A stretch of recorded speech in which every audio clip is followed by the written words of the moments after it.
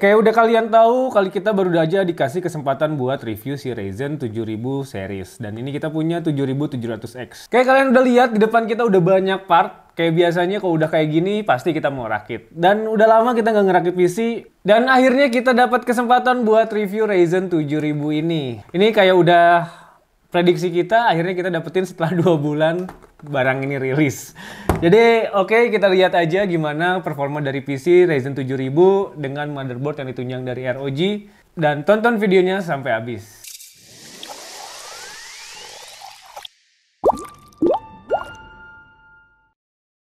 Oke, sekarang kita masuk ke partnya dan udah jelas kita pakai AMD Ryzen 7000 ini. Ini 7700X dengan 8 core, 16 thread, dan 5,4 GHz turbo boost. Dan ini base-nya ada di 4,5 GHz, punya 40 MB cache, dan ini unlock karena ini X. Lanjut, kita didukung dengan motherboard dari ROG. Nah, ini ROG X670i atau Extreme. Dan untuk lebih lengkapnya tentang motherboard ini, kalian bisa tonton video kita yang satu ini, dan itu bisa kita bahas tentang apa aja kelebihan dari motherboard si X670i dari ROG ini. Dan untuk VGA, kalian bisa lihat di sini kita masih pakai 3070 Ti karena ya kita belum punya duit buat beli 4090 atau 4070 pun belum keluar gitu kan. Jadi ya kita pakai yang ada dulu, kita pakai 3070 Ti.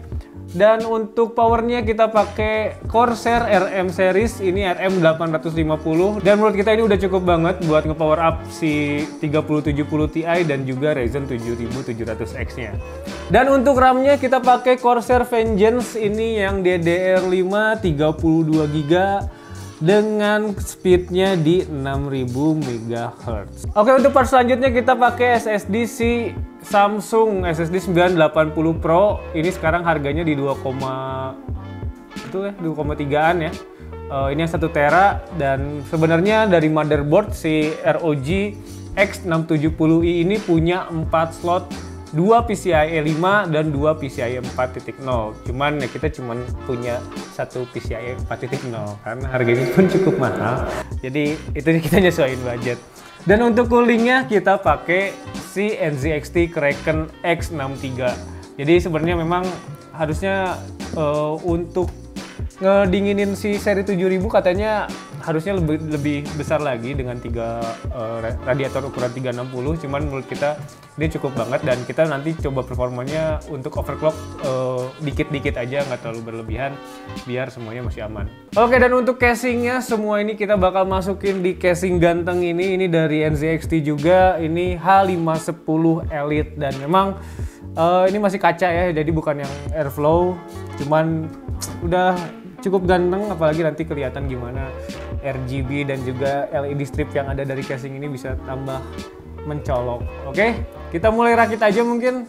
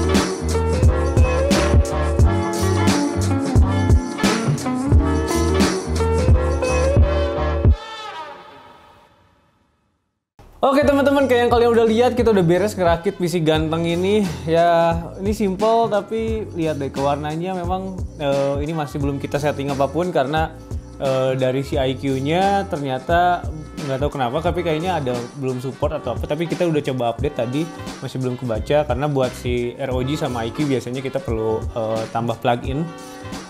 Dan tadi kita lihat coba dari performanya, memang di posisi idle ini sama apa yang kayak yang ada di boxnya si Ryzen 7700X ini ya. Ya idle-nya ada di 4,5 GHz dan temperaturnya stabil di sekitar 36 derajat. Ini idle ya. Dan cuman pas pertama kita nyalain tadi memang naik turun di 60 sampai 50 derajat. Dan ini coolingnya yang kita pakai NZXT X63, dan ternyata NZXT X63 untuk Ryzen 7 7700 ya masih aman-aman aja, karena kan banyak yang bikin isu kalau misalkan si 7700 ini power hungry dan juga cukup tinggi temperaturnya. Selain itu apalagi ya, first impression saya sih kita mungkin belum bisa banyak ngomong dari setelah install ini, cuman mungkin kita langsung lanjut aja ke tes performance-nya dari si Ryzen 7700 ini, oke? Teman-teman, jadi kita udah tadi beres rakit dan sekarang kita masuk ke performance mungkin, tapi untuk performance kali ini kita nggak make gaming test performance, jadi kita hanya pakai tes synthetic benchmark aja. Jadi ada dari 3D Mark dan juga ada Cinebench ya. Nah, cuman sebelum masuk ke tes performance-nya mungkin kita lihat dulu. Jadi kita tadi udah cobain dua skema. Yang pertama kita nggak overclock. Yang kedua kita overclock-nya overclock santai aja. Jadi pakai AI overclock dari si Asus ROG X670i-nya ini. Dan kalau kita lihat sebenarnya waktu kita sebelum overclock, untuk CPU temperaturnya itu saat idle itu ada di sekitar 40-an ya, 40 derajat, dan itu dari pakai cooling si NZXT ini. Cuman pas kita coba pakai overclock, AI overclocknya, karena kan sebenarnya AI overclock ini sistemnya dia bakal nyesuaiin dengan semua peripheral yang kita punya dan dari saat penggunaannya gitu ya. Nah, itu idle-nya sekarang ada di sekitar 50 derajat. Cuman saat kita coba tes benchmark, stress test dan lain-lain itu ada di sekitar angka average-nya ada di sekitar 70-an, 70 sampai 80, dan maksimalnya itu ada di angka 96,9 derajat gitu. Nah, sedangkan waktu belum di overclock itu memang ada di sekitar 70-an juga gitu. Cuman memang akhirnya pas kita tes untuk synthetic benchmark, kita ngomongin hasil dari pertama dari TimeSpy dulu ya, TimeSpy. Dan ini untuk yang sebelum di overclock itu angkanya kita dapat total skornya di 14.485. Dan untuk CPU core-nya itu dapat di 12.669. Setelah itu kita coba dengan si AI overclock-nya dari si ROG ini. Dan ini dapat total skornya akhirnya naik sekitar 300 poin ya. Jadi dapat angka total skornya di 14.775. Dan untuk CPU skornya ini naik ke 13.994. Ini memang lumayan besar kenaikannya, dan mungkin untuk nanti bisa ditweak atau misalkan nanti perubahan cooling yang lebih dingin harusnya angkanya bisa lebih tinggi lagi ya. Itu pertama kita dari TimeSpy. Oke, nah sekarang kita masuk ke tes kedua, kita ngegunain 3D Mark Firestrike Ultra. Nah ini dari 3D Mark Firestrike Ultra. Yang pertama kita punya yang belum di overclock. Ini yang sebelum di overclock itu kita dapat total skornya di 9.353 dengan combine skornya di 4.879, physical skornya di 34.018 dan graphic skornya di 9.145. Sedangkan untuk yang setelah di overclock ini naik ke 9.445 karena memang di sini lebih berat ke VGA-nya, jadi nggak akan terlalu berubah skornya lebih banyak.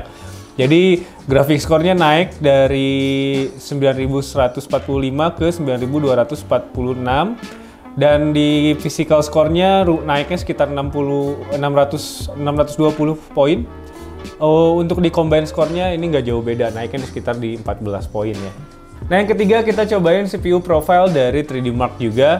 Di sini dapat max rate-nya kita yang sebelum overclock itu dapat angkanya di 8911.